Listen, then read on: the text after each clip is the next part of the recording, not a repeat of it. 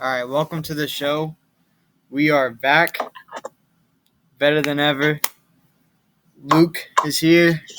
Nick is here. Nick, welcome to the show. What up? Very special guest here, boys. What up? And so sorry we took 3 months to come back to life, but we are back. So, We're back, better than ever. Luke, do you have any words to say to our fans? Thank you guys for staying loyal. I know you're all gonna be hyped to watch this episode. It's gonna be a good one. So sit back and enjoy the show. All right. First off, so we'll start off with the NBA.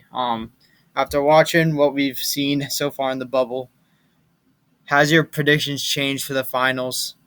And who do you have winning the finals? Let's just say that. I think sadly I have the Lakers winning it. I think the Blazers are a surprise, 100%. Knicks boys over there are a surprise. I think the Celtics are going to have a good run if they can get their game together. If Hayward, Tatum, and even your boy Jaylen Brown can just play consistently, and Kemba, of course, if he can actually pull up for his team, they're going to be fine. They're going to make a run. I'm not too confident in their little clutch playoff run. I think they're going to go far, but I don't know if they can win it all. So that's my concern. Nick, thoughts? Well, I agree with Luke. Unfortunately, I think the Lakers are going to win. The Blazers, because they have the 8th seed, their first round matchup is the Lakers, so I'm looking forward to that. But, the Lakers, between LeBron and Anthony Davis, the strong bench they have, I'm not really sure if anybody's going to be able to stop that, no matter what you come with. So, 100%. 100%. T-Rez, what are you thinking? Well, the Lakers, you guys are right. The Lakers are a really good team, but the Clippers have shown that they have what it takes to beat them with Kawhi Leonard and Paul George and the rest of their team, because the Clippers have a really good team, in my opinion. So I think it honestly depends. It'll be Clippers and Lakers, Western Conference Finals. And I think if the Lakers go, if the Lakers go to the finals, it'll be the Lakers all the way. Mm-hmm. If they win the Western Conference, they'll win. They'll beat any team. However, the Celtics can pull off a surprise, though. The Celtics beat them by 30 points or something like that in the before the bubble even started. I don't know if you guys remember that. But my only concern in the East for the Celtics is the Bucks. Besides that, I'm not too concerned. Right now it's Celtics 76ers to start it off. I think they're going to smack the 76ers. I think that's going to be a blowout win. But yeah, and besides that, I just think the Bucks are my only concern for them in the East. The West is where it gets difficult, but I think they have a good shot in the East. Nick, what do you think? Honestly, I'm not going to lie. I think that the Celtics' biggest concern right now would probably be the Heat in the East, because the Heat are coming off a hot streak, coming into the playoffs and stuff like that. And the defensive prowess they have, I don't know. I think it'll be a good series if the Celtics do end up playing the Heat in the East. But yeah, the Bucks are,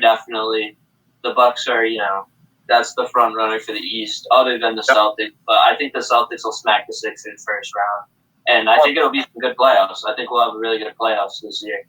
Yeah, it's unfortunate that there's no fans, because this would have been a really good year for playoffs. That's a good point. I think a lot of the Celtics games would be winnable if they were playing in the Garden. No matter who they were playing, with that energy, I think that completely changes the game. So that's a good point, Tyler. Yeah. I think it takes away, seeding doesn't really matter anymore, because you go for seeds just so there's no home court advantage or whatever. But there's no home court. I'm tripping. But no, you get what do you call it? The home court advantage of your games and stuff like that. But that doesn't matter anymore. Now it's just teams playing all on an equal playing field. But I think that's what's going to make this so entertaining, is because you don't know which way it's going to go. You get the 30 virtual fans, but that's not much. The virtual fans, what's even the point of that? The 2K fans. All right, moving on. What do you guys want to hop into for our next topic? let's talk a little Pat. So last time we did this show, Jarrett Stidham was the starting quarterback right now. Now we got Yeah. now we got my man Cam Newton. What do you guys think Yeah. this Patriots team is going to look like? Okay, I think Cam Newton's going to be the starter. I think he's more athletic. He's a veteran. Obviously, injuries are a concern for him, but I think he's hungry. He just got doubted by all the teams in the league. He just has that whole underdog mentality now, and if he can come out strong, healthy, he's going to be dangerous.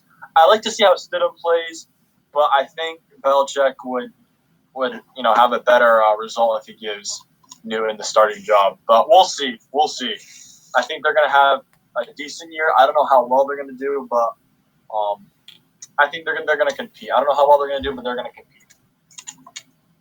Yeah, I really like this roster. I think a lot of people are not paying attention that we just got Lamar Miller too. I am a huge fan of that pickup. I'm very glad the Patriots went out and actually got a running back that can be like a good tandem with Sony Michel or James White or whoever really performs better. Is that because Sony Michel and James White? I mean, James White has been. I think he plays more quality snaps. He just doesn't play that many snaps as Sony Michel. Sony Michel just has a lot of yards because he plays a lot of snaps. Personally, I think James White should have been the starter last year, but that's not everybody can agree with me on that. But that's okay.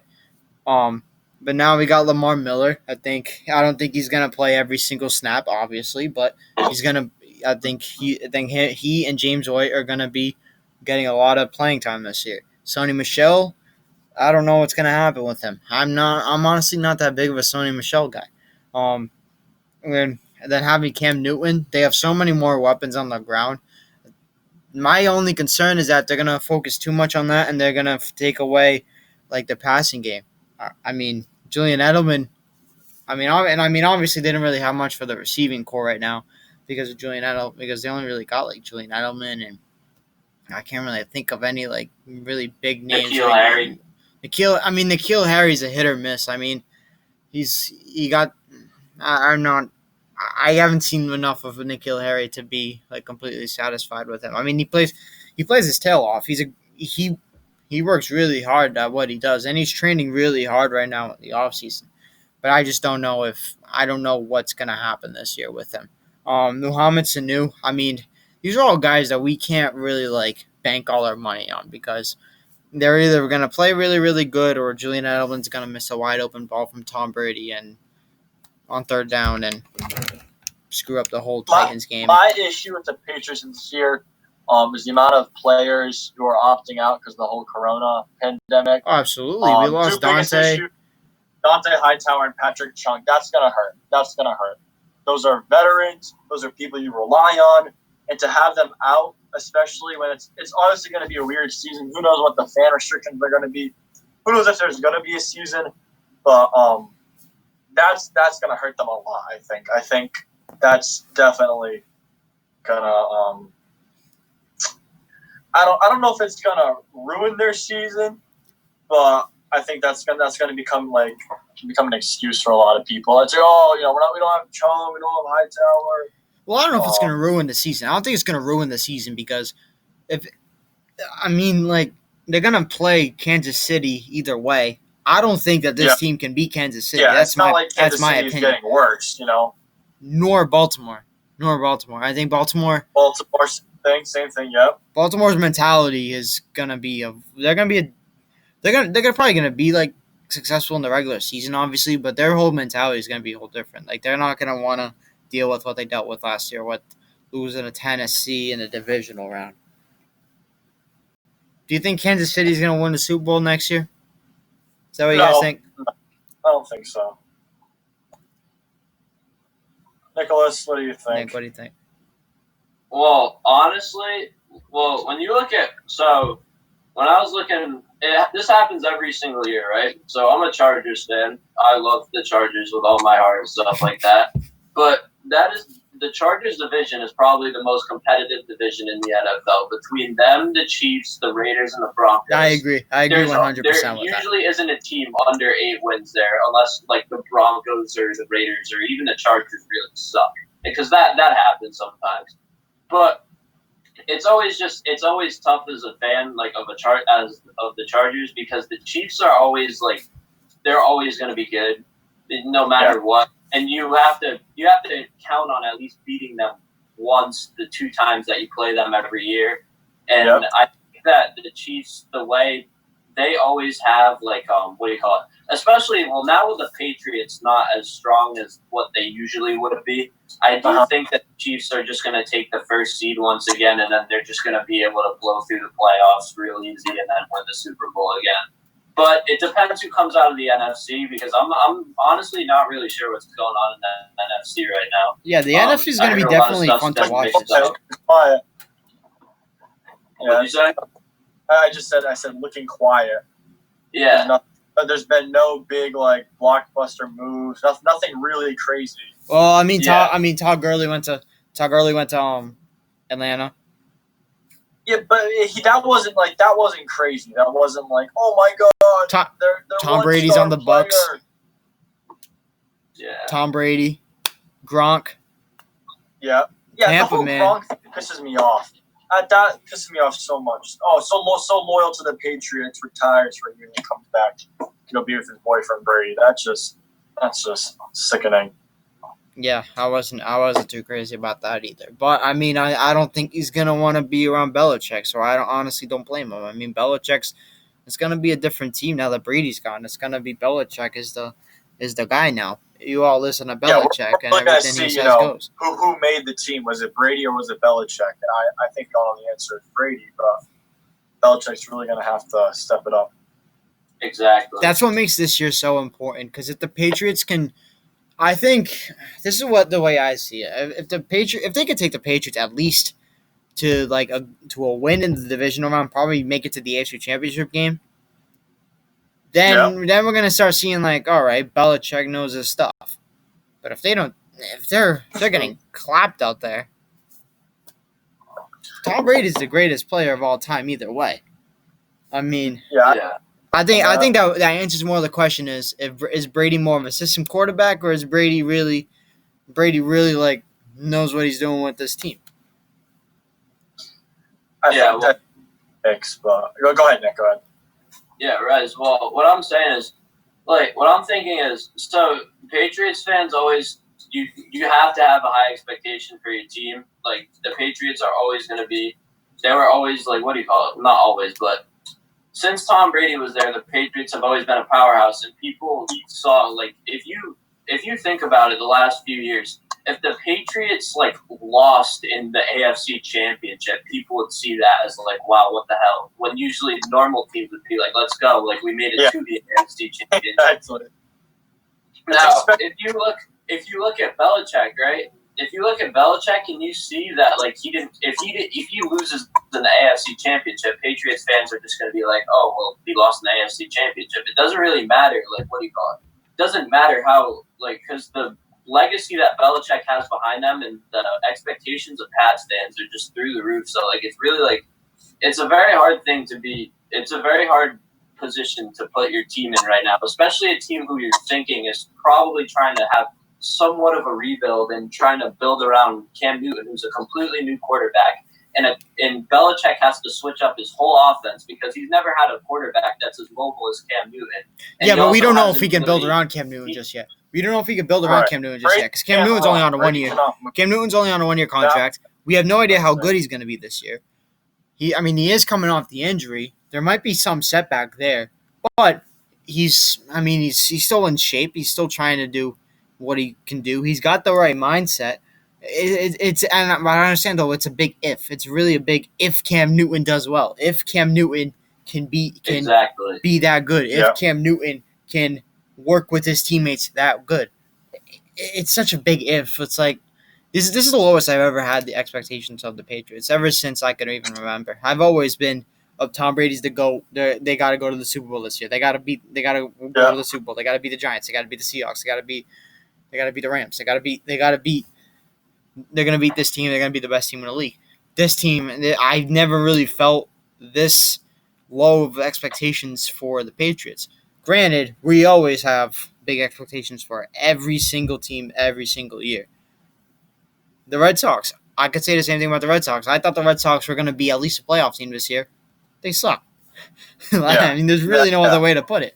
We're very lucky to have all the Boston sports that every year we know they're going to make it to the playoffs. So we know they're probably going to have a run. We know that pretty much every one of our major sports teams every year has a legitimate championship run. Yeah, because when was the last time not a single Boston sports team made like one Boston sports team made the playoffs? I can't think of any. I can think of something for every year. Winning a championship, no, that doesn't happen every year. But it's, I mean, at least with the Patriots, that was always our best bet. I mean, the Red Sox have been pretty competitive. Celtics. I mean, they just gotta figure it out. I don't know. Yeah. Whereas I'm not gonna lie. So when I first saw, going back to the Cam Newton thing, when I first saw that they signed him for a year, right?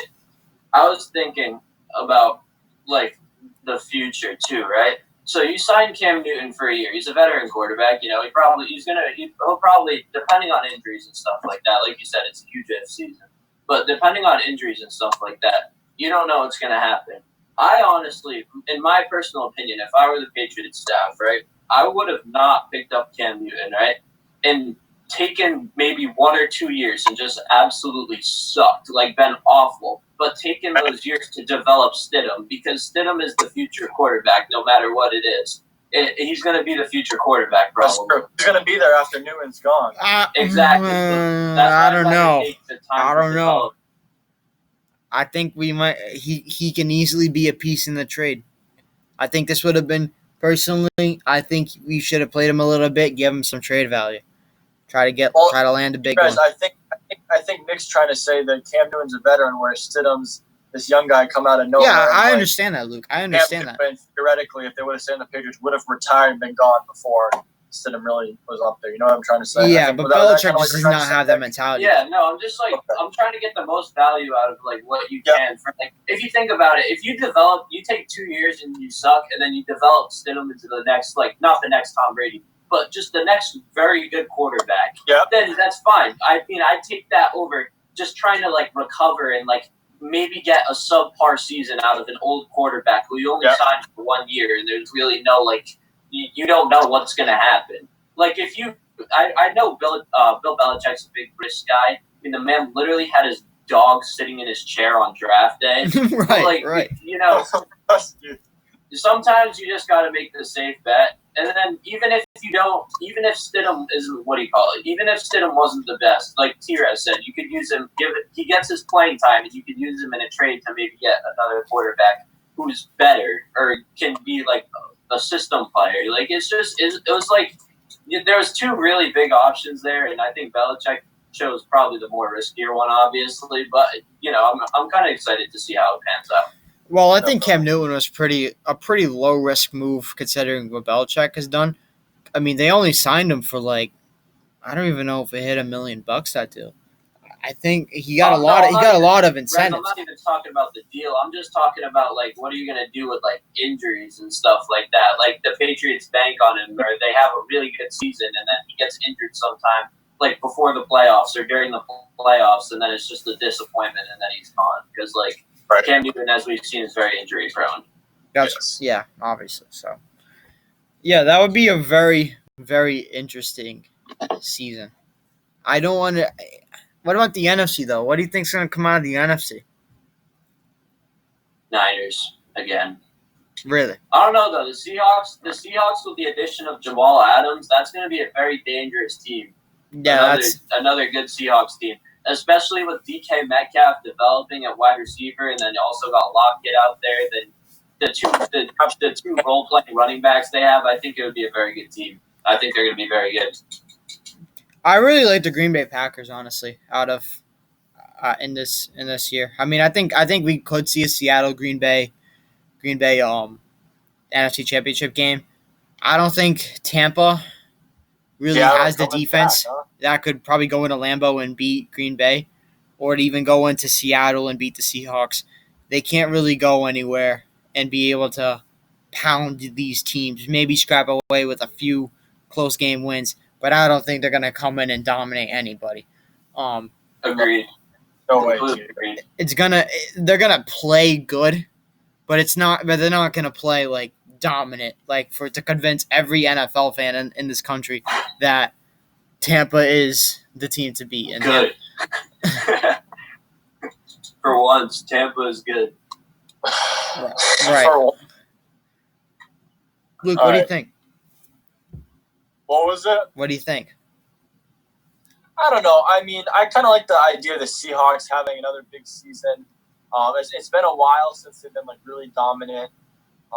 That would be good to see. Like you said, DK Metcalf.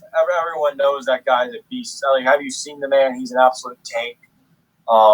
I don't know. I think it's very like every year you don't really know who's going to come out of there. Just in the past, it's not like one team. You know what I mean? It's not like you always have the Patriots or some team coming out. It's really kind of a toss up. So yeah, and also you got to think of like the teams like, hey, maybe this is the season the Saints actually do something productive in the playoffs and come out of there, or the Vikings return after beating the Saints, upsetting the Saints, and the Vikings come back another season and just have a monster season, which I don't think will happen. But you never know what happened. You never know what could happen. Nobody thought that the Vikings were going to beat the Saints, but there we go. Yeah, so that'll be a good bridge to our next topic. Who are your sleeper teams? One NFC, one AFC. For me, go my personal sleeper team, I'm actually going to go. Honestly, for me, I'm going to go AFC. I'm going to go Chargers, just because I just want to. I honestly think like that they're just so dangerous, and they get to play the Pats this year, so I actually hope I get to go see that game. But like that team, there's so many offensive weapons on that team that like I think they're just going to finally piece it together. And then also last year with the defense, if they didn't have like some of the injuries they had, I think they would have probably beaten the Chiefs more. They probably would have at least split with the Chiefs, and then NFC, I don't know. I probably am gonna say I'm gonna go with the Vikings, honestly, just because they had the momentum of like last year when they were like, oh my god, we beat the Saints. We beat the Saints in the playoffs. Like, we can do this. Like, with almost the same roster. I mean, minus Stephon Diggs or whatever, but. You know, I think they'll definitely come out and be a tough team again. So, my sleeper teams in the NFC, the Arizona Cardinals. Oh, agreed. Yes, sir. The Arizona Cardinals. Look, D-Hop, Kyler Murray, Chandler Jones. Who's their running back? David Johnson? Yeah. David Johnson. Yeah, he's still a running back over there. That RPO is going to be so dangerous. That's going to be so dangerous. Really is going to be dangerous. That team can definitely be wild card. I mean, it's unfortunate because of the division that they're in, because they're with the Seahawks and the 49ers, and that's going to be tough. But I don't see that, and they are by no stretch of the imagination better than any of those teams. But we could see 2-3 teams come out of the NFC West with playoff spots. I could definitely see that as a scenario. AFC, Miami Dolphins. Miami's looking bad. Miami's looking. Elandon Roberts. I'm not tripping. Look, Tua Tagovailoa. I think he is a really good quarterback, personally. He's like 5'10", but he's quick. He's got a cannon. And then they got a really good defense. They pretty much took almost everybody on the Patriots, like Elandon Roberts, Van Noy. Miami Dolphins might come out with the wild card spot. I think the Patriots are still gonna win the division. I don't understand why people are hyping up the Bills so much. I mean, the Bills are bums, okay?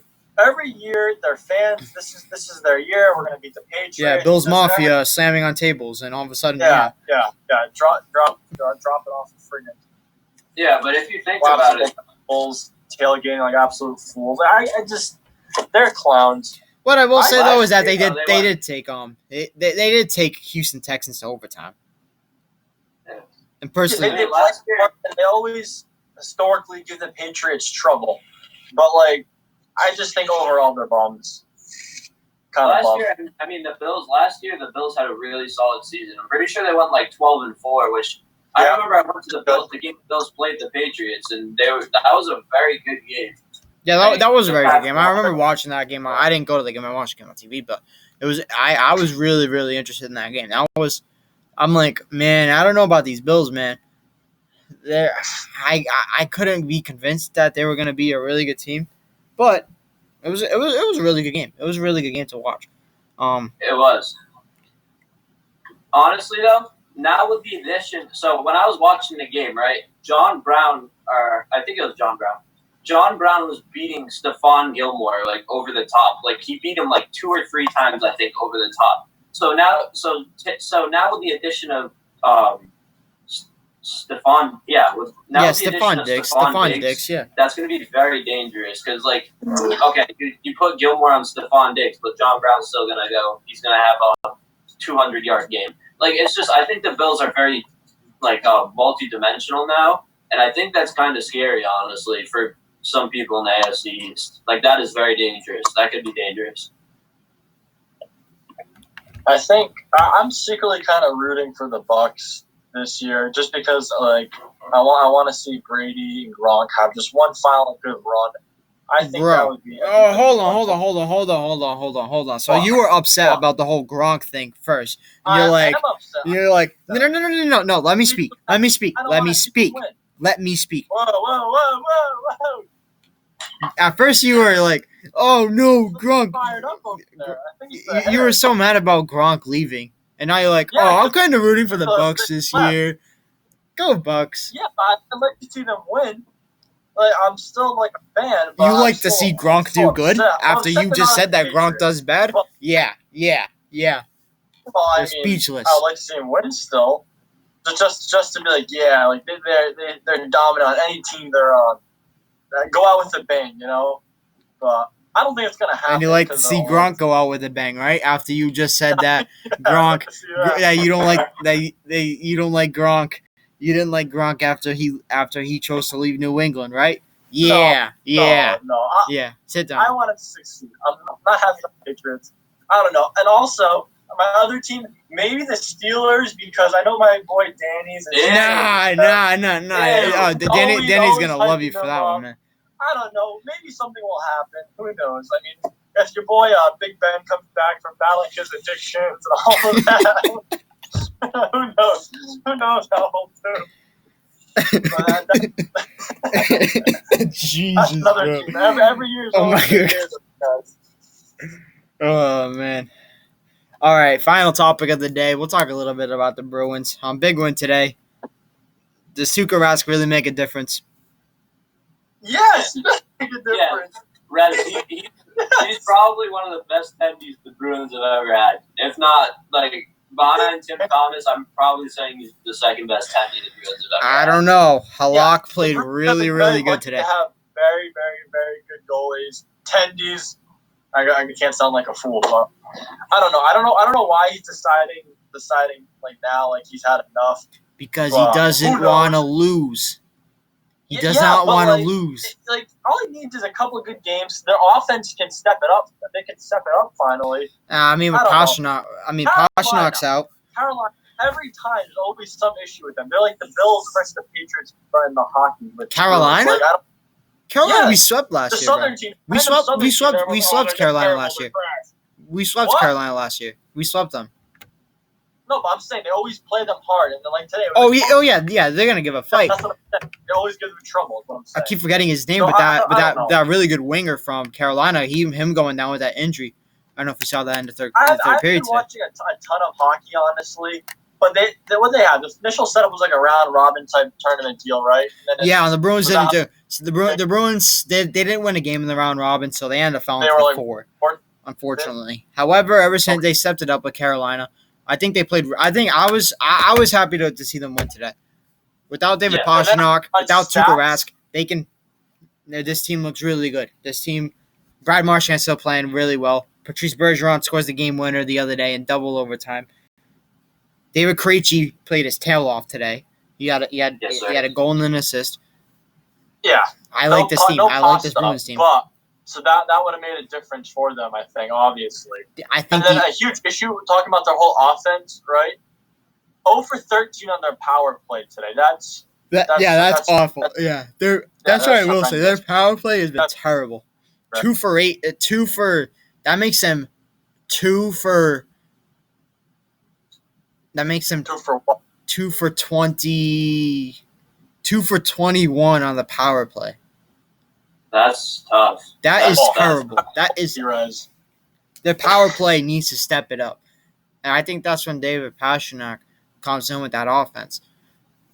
I think that's where Costa helps the most. He's good for at least a goal. So if he would have been there today, I think it would have been fine. But this is, I don't know. Every game now that they need to win, they came out very, very sleepy after having a hot season, like a regular season before they had like the whole bubble now. And was it Toronto? Yeah. Toronto. Eastern Conference in Toronto, Western Conference in Edmonton. Then when it gets to the conference finals, all the teams are gonna go to Edmonton. And they're just gonna finish it out in Edmonton. So they had a really hot run this season. They were first in points, right? Yeah. Yeah, they won the President's Trophy. They won. They came out very, very sleepy. I don't know. Rusty. I don't really know if you can call it rusty because they're professional athletes, but they just weren't in game shape. Well, they haven't played hockey for 3 months, right? For 4 months. Yeah, they haven't gotten. I mean, rusty's a good term for it. Really, really need to step it up because I would hate to see them have this great season and then nothing come of it because they're just playing like crap. Well, I mean, there is something called the President's Trophy curse. I don't know if it might happen this year. Tampa Bay Lightning had the best record last year. They got swept by the Columbus Blue Jackets in the first round. Blue Jackets, like Columbus was scary though. That was probably one of the most physical teams I've ever watched play hockey. They gave the Bruins a fight. For that money. That goaltender against Toronto in that 5 overtime game the other day, he had 76 saves in a game. That's absurd. That not only broke the NHL record, that crushed the record. That was absolutely insane. Columbus, not a team to sleep on. They are. And what was that? How many? That game went forever, right? That was just 5 overtimes. Yeah, that's insane. That game started at 3:00 and ended at 9:00. Yeah, that's insane. It was ridiculous. But yeah, I mean, I think the Bruins, honestly, now that they're starting to play well, I could see them winning the cup. Honestly, I'm not gonna sugarcoat it. I mean, the only team I could see them really giving them a fight in the East, I'll probably say the Philadelphia Flyers, and then in the West, probably the Vegas Golden Knights. The Vegas Golden Knights are really good. I'm just saying. They have what's their mascot thing? Their psycho mascot. The Golden Knight. No. What team is it? It's not. Is it the Flyers? What's it? It's like the orange guy that is like harassing kids. What team is that? I don't know his name, but I don't think I want to know his name if he's harassing kids. That's hilarious. Gritty or something, you know who I'm talking about? Yeah, I think that actually sounds familiar. I think it is Gritty. I'm looking this up. I don't think it's the Flyers. I don't know. Gritty mascot. No, he is the Flyers mascot. Let's see what his beef was. Yeah, Gritty the mascot. He looks like this. Only in Philly. Only in Philly. Only in Philly, baby. In November 2019, Hunter, if you're watching this, you guys are weird. Gritty and Flyers season ticket holders, a fan reported that the Flyers employee portraying Gritty punched their 13-year-old son in the back. That's awesome. Yeah, Gritty. What a perfect mascot for Philly. Yeah. Wow. City of brotherly love. That's so funny. All right, boys. We're gonna run out of time on the Zoom call. So, Nick, thanks for coming on. No problem. Guys, stay posted on next episodes. We might see another visit from Chris and Alf soon. Maybe Danny. Maybe Nate. Who knows? It's a Thanks surprise. for watching, boys. But thanks for watching, and you guys have a good Close night. this up on your stories. See you, boys Go and girls. ahead.